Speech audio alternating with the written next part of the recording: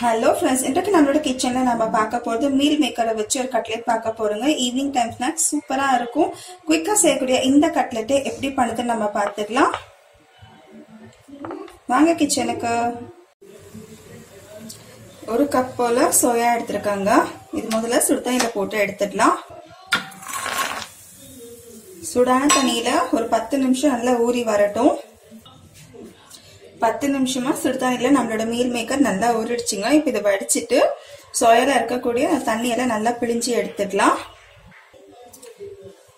Strain பண்ணிட்டு தண்ணி அத்தனையுமே நல்லா பிழிஞ்சு எடுத்தாச்சுங்க. ஒரு சொட்டு தண்ணி கூட இருக்கக்கூடாது. அப்பதான் நம்ம கட்லெட் செய்யறப்ப பாத்தீங்கன்னா நம்மளுக்கு உதிராம வரும். இப்ப இதை ஒரு சின்ன மிக்ஸி ஜார்ல சேர்த்து ஒரே ஒரு சுத்தி எடுத்துடலாம். 1 ஸ்பீட்ல போட்டுக்கோங்க, அல்லது பிக் மோட்ல ஒரு தடவை சுத்தினா போதும். நம்மளுக்கு சோயா கிரானல்ஸ் மாதிரி வந்துடும். இந்த மாதிரி ஒரு சுத்தினாவே நல்லா பூ போல ரெடி ஆயிடும்.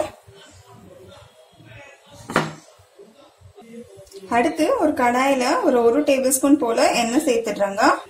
எண்ணெய் சூடானதுமே ஒரு அரை வெங்காயம் பொடிசா கட் பண்ணது, ஒரு அரை பச்சை மிளகாய் அதுவும் பொடிசா கட் பண்ணது,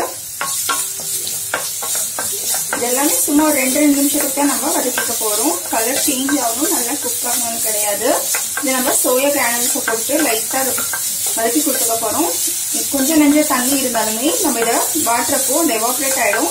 அப்போ நம்ம செய்யறப்போ நம்மளுக்கு கட்லெட் உடையாம வரும். ஸோ அந்த காரணத்துக்காக நம்ம சோயாவை ஒரு 2 நிமிஷத்துக்கு நம்ம அடுப்புல காட்டி வாட்டி எடுத்துக்க போறோம். அடுத்து நம்ம பண்ணி வச்சிருக்க சோயா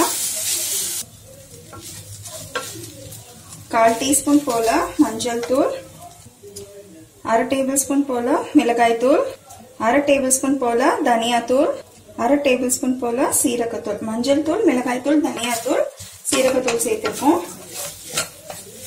மசாலா அதையும் நல்லா மிக்ஸ் ஆகுற மாதிரி கலந்து விடுங்க.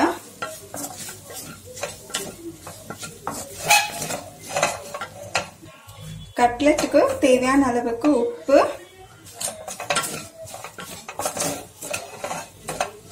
சுத்தமா அந்த ஈரமே இல்ல, ஜஸ்ட் ஒரு 2 நிமிஷம் தான் ஆயிருக்கு. கடைசியா ஒரு கைப்பிடி அளவுக்கு நறுக்குன மல்லித்தலை சேர்த்து கேஸ் அமர்த்திட்டு ஒரு பவுலுக்கு மாத்திடலாங்க. இங்க ஒரு பவுல்ல 2 உருளைக்கிழங்கு வேக வச்சு மசிச்சு எடுத்து வச்சிருக்காங்க. இப்ப இதுல நம்ம வதக்கின சோயாவை இதுல சேர்த்துட்டு ஒன்னோட ஒண்ணு நல்லா மிக்ஸ் பண்ணிக்கலாங்க. கை வச்சு நல்லா பனைஞ்சிக்கலாம். சோயா கொஞ்சம் ஆறுனதுமே கை சூட்டுக்கு வந்ததுமே ஒன்னோட ஒண்ணு உருளைக்கிழங்கோட மிக்ஸ் பண்ணிடுங்க.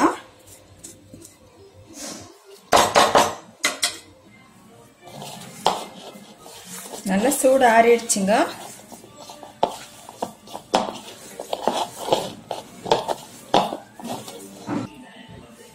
ஒன்னோட ஒண்ணு நல்லா கலந்தாச்சுங்க. இங்க கொஞ்சம் போல பிரெட் கிரம்ஸ் வச்சிருக்கேன்.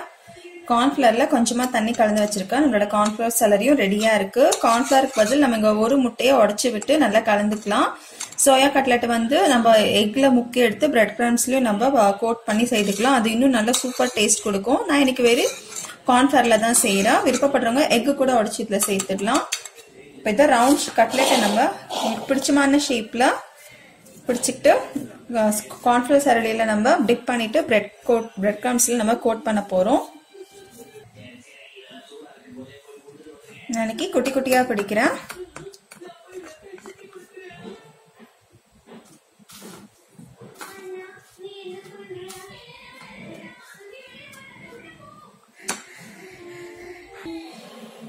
கட்லெட்டும் ஷாலோ ஃப்ரை பண்ண போறோங்க. அத்தனை கட்லெட்டுமே நான் ரெடி பண்ணிட்டேன். இதுக்கு ஒரு பேன்ல கொஞ்சம் போல எண்ணெய் சேர்த்திருக்காங்க. விருப்பப்படுறவங்க டீப் ஃப்ரை கூட பண்ணிக்கலாம். நான் எங்க ஷாலோ ஃப்ரை பண்றேன். எண்ணெய் நல்லா சூடாயிடுச்சு.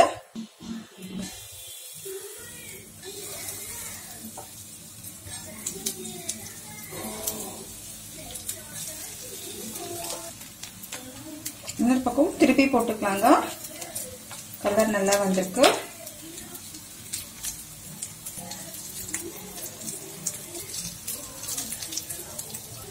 ரெண்டு பக்கமே நல்ல கலர் வந்துருச்சுங்க. நம்மளோட சோயா கட்லெட் ரெடி. நம்மளோட சுட சுட மீல் மேக்கர் கட்லெட் ரெடி ஆயிடுச்சுங்க. வீடியோ பிடிச்சிருந்தா லைக் பண்ணுங்க, ஷேர் பண்ணுங்க, மறக்காம ரமேஷ் குக்கிங்க சப்ஸ்கிரைப் பண்ணுங்க. தேங்க்யூ.